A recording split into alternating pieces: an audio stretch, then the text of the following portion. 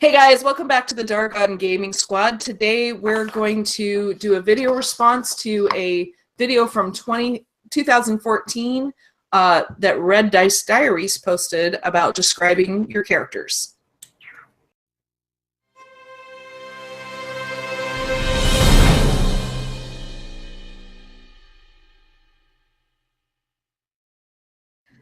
Okay, so back in 2014, John of Red Dice Diaries posted a video on YouTube about introducing characters, and he basically talked about why we shouldn't just introduce our characters according to their stats and their race and class, which I 100% agree with.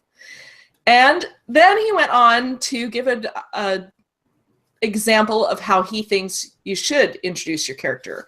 But he actually got in, that's where we disagree, because he actually got into more background character stuff, and that's definitely not my idea of the best way to introduce your character. What do you think, Nate? So what I was thinking is, if I come up to you and you come into a bar and you see me there, and I come up to you and say, "Hi, my name is Nate. I have lived a long life. I lived in Washington. I've also lived in Nevada. I decided at a young age I was going to be okay at school and decided to pass and graduate pretty well. And then I decided to go into college, and I'm now in the medical field, and I'm going to continue nursing school." Does this sound normal to you? No.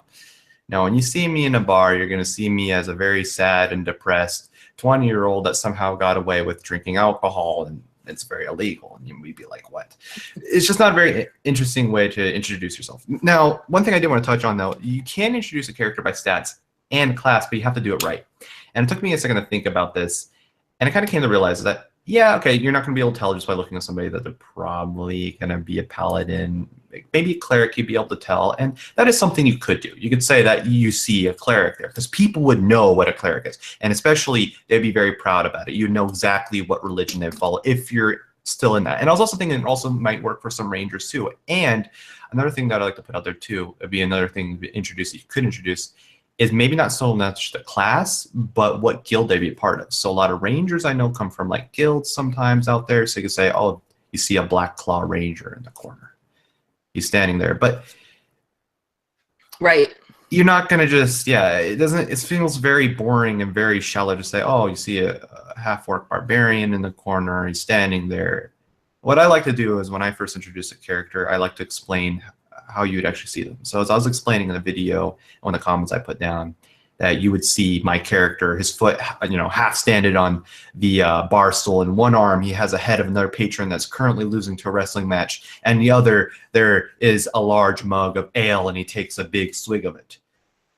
That, to me, sounds a lot more interesting. You get a lot more from that character. You're not sure what he is exactly, but you know he's strong.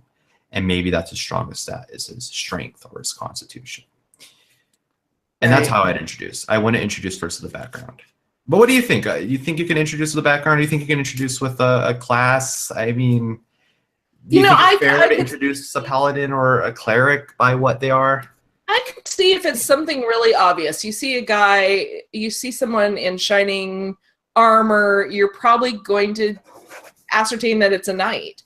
Oh, you see a knight standing before you in, gleaming, well-kept armor. And, but that's, you're not going to know that it's a +3 sword, and you're not going to know, necessarily, you may not, depending on how they're dressed, you may not even be able to tell their race because they're so covered. Well, a knight, though, I mean, there's two classes I know for sure that can wear heavy armor. There's fighters, which could be considered knight, and paladin, which could be considered knight. So you can't really discern which one, right? You may not know the class, but they're a knight. You may not know they're a paladin, but but you mean like there's some sort of fighter. If you see like somebody in armor, you're gonna be like, hey, there's a knight over there, on his shining white steed, But you're not going. And same thing with, I suppose you'd know maybe a cleric by their robes, or a wizard by their robes and their pointy hat or something. But you're probably not going to know a whole lot more than that. So I could see saying, oh, you see a knight standing in the corner, you see a monk or a cleric standing standing in a corner blessing people, or whatever. I could see that. But I think beyond that, I think you're getting into too much if you're saying, I have a +3 sword, and I think you should describe what people would notice about you. If I were going to talk about people meeting me for the first time, I'd probably mention that you see a short, round, brown-haired woman who smiles friendly and seems a little shy at first glance. If I had to describe myself when you meet me. And certainly if I was describing Shay, I might mention, I probably wouldn't say you see a druid, because really, I mean, that's broad. It's like you see a football player, right? But you don't know if they're a quarterback or a short, sorry guys, I don't know football. But like, you don't know, if they're a wide receiver or whatever, you don't know what position they play just by looking at them, right? So you might know that someone's a cleric, but unless, and maybe if they have insignia and stuff, you can tell what religion. I guess that would make sense. Mm-hmm. But you want to know the domain. You might not know the name. And like with a druid, like with Shay, I mean, I imagine that it wouldn't be that hard to decide that she's a druid, maybe because of her fetish necklace. But that's probably what I would describe. I probably wouldn't say you see a druid standing in front of you. I'd say you see a vivacious halfling wearing a fetish necklace with claws and teeth and feathers on it. And she's carrying an intricately hand-carved spear. Or maybe it's strapped to her back, but whatever. And, she meets you with a friendly smile and a sparkle in her eye. I might say that because I think that's what somebody would notice about her at first glance. You might notice the color of her clothes. What do we see when we meet people for the first time? And pick 3. I think it would make sense to pick maybe 3 things. Use the rule of 3 and say, okay, here's 3 things that they're going to notice right off the bat. They're going to notice my stature, or my clothing, which they may be able to deduce that, I know in one game I described myself as being in robes and carrying my spell book as I was studying it, so it wasn't too hard to figure out I was a mage by the description I gave, but I didn't say, oh, you see a mage walking down the, and I didn't tell my background either. Actually, that's a really good point you put that, because this is what I try to keep for my game.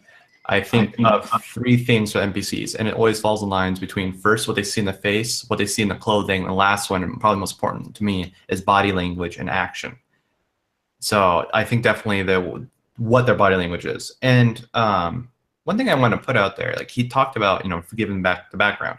While it's very good for characters to get an idea of who your character is as a whole, one thing I have to give a lot of commitment to my team, and something I'm very proud of them for, and it's awesome, is that they bring out their backstories naturally in the game, like how you would. And I even came along the lines when explaining my character, how I explain the backstories, maybe after they're done going through one of the first dungeons, and they're outside and they're washing dishes from the campfire. You would see my character, while at first originally looking like a big, tough, strong man, is right now hunched over a bowl and washing it off. And you see there's probably a sparkle in his eye and a little bit of a grin. And he would just tell the other members as they're all cleaning, I miss the days like this. I miss being in my mother's and father's inn. I used to work for them. And washing these dishes bring back such strong memories. And it just seems more natural when it slowly comes out, because you wouldn't just tell somebody your backstory. Yeah, occasionally you run across people who do, but it's pretty rare. Most people don't tell you their life story on the first handshake, and I think that's important to keep in mind, right? When you're introduced, that's what you're doing. You're introducing yourself to the strangers in the room. Yeah. Which is, so, we're having a bit of a problem with a player right now like that. It's a little awkward, but they're okay. They'll be okay. It'll happen.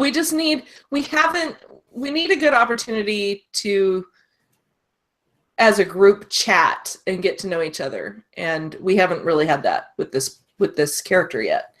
And the one opportunity we had went a completely different direction than than the way I thought that conversation was going to go.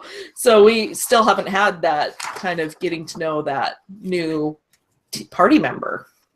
Which I love it, because it's bringing a lot of group drama and bringing a lot of dynamic into this. It is actually. And I think it'll, you know, when it finally happens, I think it'll just make for a better story in the long run. With some of your, you know, think about friendships we've had in our lifetime where, of course, you're a lot younger than I am, but I know there's people that maybe I didn't like, wasn't sure I'd like at first, or who didn't think they'd like me. You know, you have situations sometimes where your meetings are awkward with somebody and it takes a while to warm up to them. I hated you when I first met you. Yeah, you were just, Yeah, I think I peed all over you too. That was really weird. No. That was really weird. Thank goodness, no. He was about 2 years old when he met me. So, yeah. So I think, I don't know. Is there anything else to add to this? Not really a whole lot, other than I don't mean to offend you, Red Dice Diaries. I actually really enjoyed your video, and I enjoy how you respond to everybody that puts a comment down. You seem like a really cool guy. Yeah, I really love the way he described everything. It was so much fun. So, John, we'll be sure to link your video below, and maybe we'll get a fun discussion out of it amongst each other. Yeah, hopefully he responds in 2 years like we did to his 3 years. You know, I'm kind of curious, John, when you watch this, because I'm sure you will, I would love to know, has your perspective changed in 3 years? Would you recommend a different way of introducing people now, or do you stand by your original statement? I'm curious to know if that's still the way you go. And anybody else, if anybody else has other approaches that they use to introduce a character's background or their characters, please put it in. Please. Especially another one I really like too is when people, hopefully some of my players will start doing this, is when they actually start talking about their own backflashes. And while this might not give their other characters around the party information of what the person is, it might give the players, and that might be able to help them in some sort of ways, maybe picking up, because I know some of our characters are very wise and very perceptive, so they should be able to notice some stuff. Yeah, that's a good idea. Flashbacks. I know Michael Barker from Be a Better Game Master talks about those a lot. He's a big fan of those, and I think Matt Click uses them quite a bit too. But I haven't. It's a technique I haven't used yet. So yeah, that'll be fun to explore. Definitely. Anyways, thank you guys for watching. Yep. Don't forget to give us a thumbs up if you enjoyed the video, and subscribe and share with your friends. And we'd love to hear your responses too. So thanks for tuning in. And get out there and get gaming. Bye. And that's